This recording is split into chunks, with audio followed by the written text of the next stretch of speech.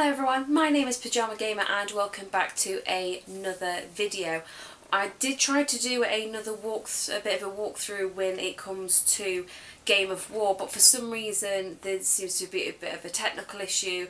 So when it comes time for it to be played, I will pre-warn you now, the video that I'm talking about will not 100% match up with the video that you will see on the side of the screen, because unfortunately my screen catcher decided it was just going to completely stop working for about 3/4 of an hour to an hour, and then as soon as I left my house and went to my mum's it started working again. So whatever, but I might end up just refilming it. I haven't quite decided yet, depending on how much time.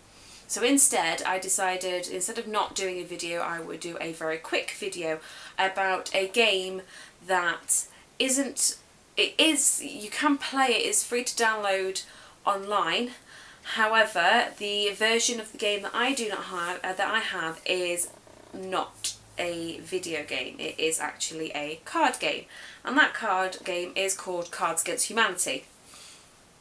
Now, me and my husband absolutely love playing this. It's absolutely fantastic. The tagline of it is a party game for horrible people. So automatically you kind of already figure out that this is not going to be suitable for children and young people, or anyone that you think may be quite impressionable, because it's a wonderful game, but it is absolutely brutal if you're not careful. So I have my notes about it.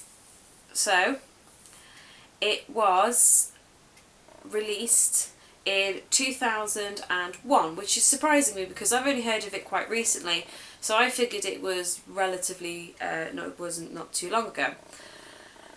So the main basis of it is you have black cards and white cards. Your black cards have a fill in the blank statement or a question. So for instance, I've got 3 of my cards here to show you, and I can pick them up.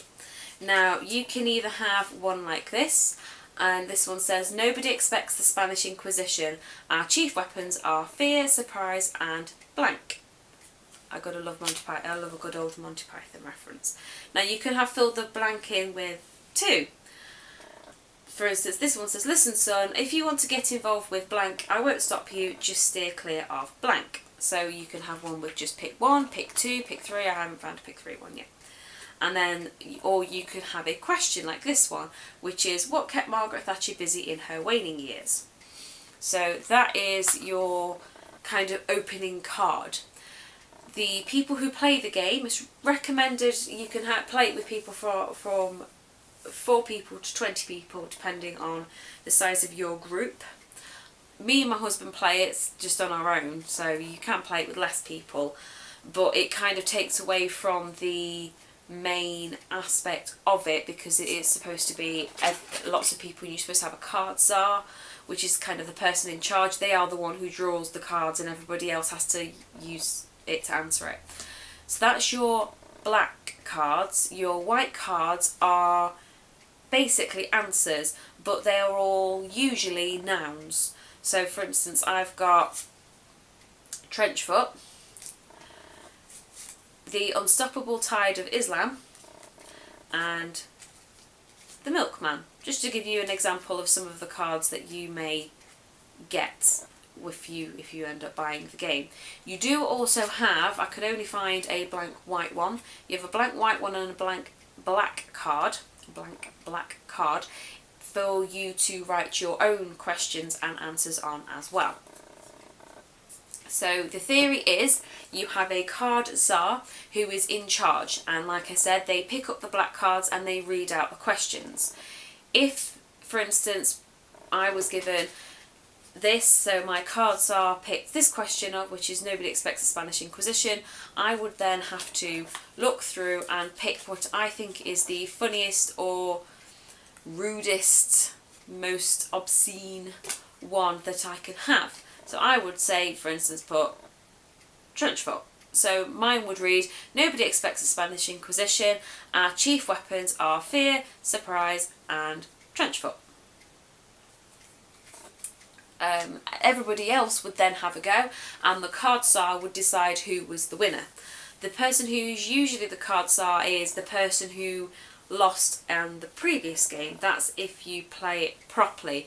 There is somewhere, I had a pack, within my pack there was the instructions, but I don't know where they are.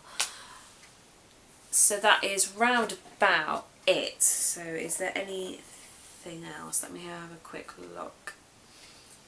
Oh, to start the game, everybody picks 10 of these white cards as well.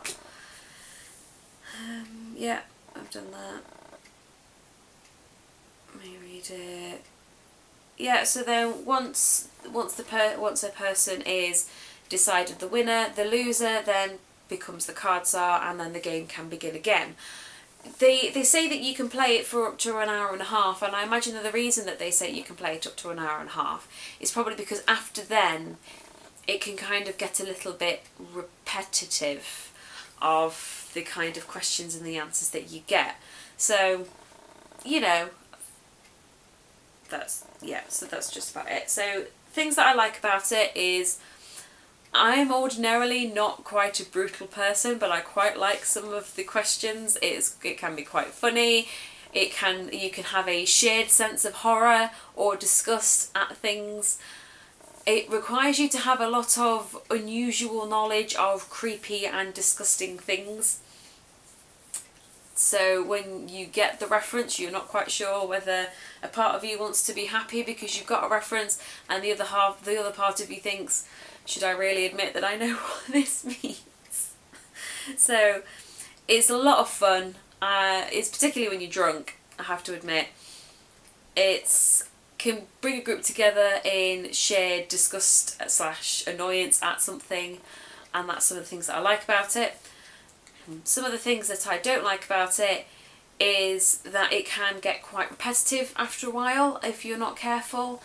If you also as well, because it is a card based game, I imagine that the internet ones are different.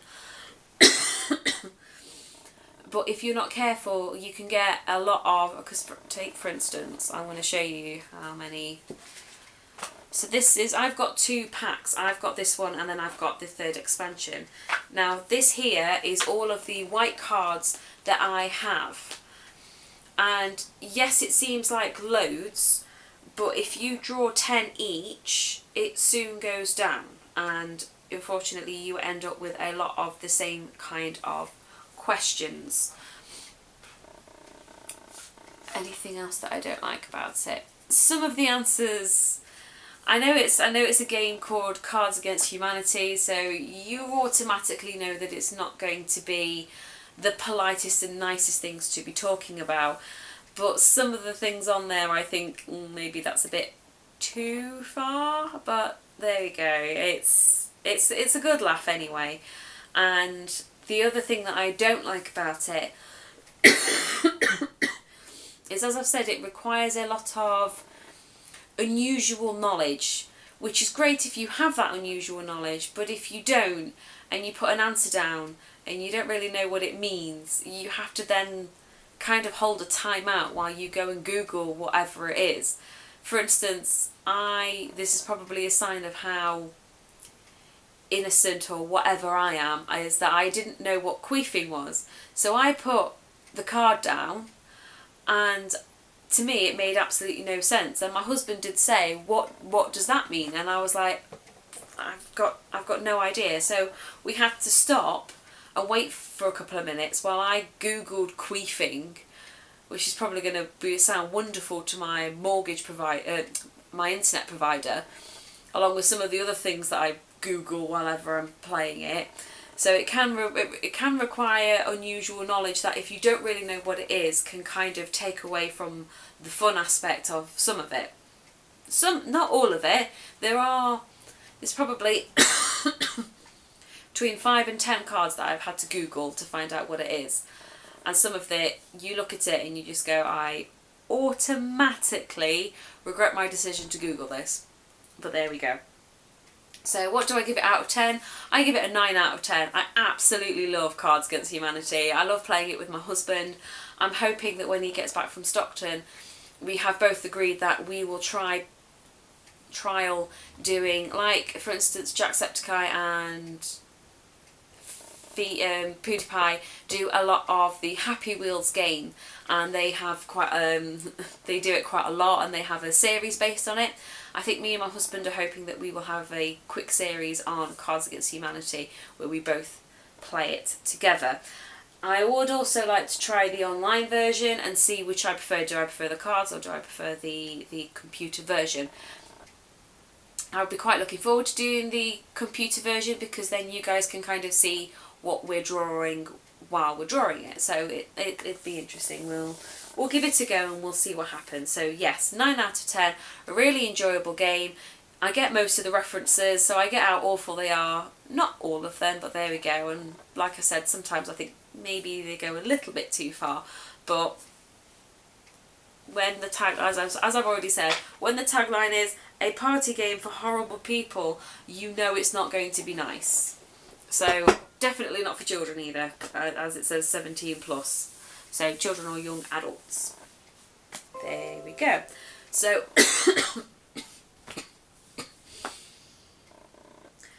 oh, sorry about that. I'm sorry I didn't get a video up earlier, but I had the flu at the end of last week, so unfortunately, as you can tell, I've still kind of got it, which is really annoying. Hint the coughs. So I've been trying to stamp down on it, and every so often it just, no, not happy. No, I'm not going to cough again. So, thank you so much for watching. I hope you liked it. Give it a like and a subscribe if you did. It would mean the world to me. And as I've said, let me know if you've had any experience of Cards Against Humanity, what you guys thought of it. And as I've said, I am really hoping to start a bit of a series with my husband where we have the opportunity to play it, so some people can actually see it in action. So, I will see you all in the next video. Bye!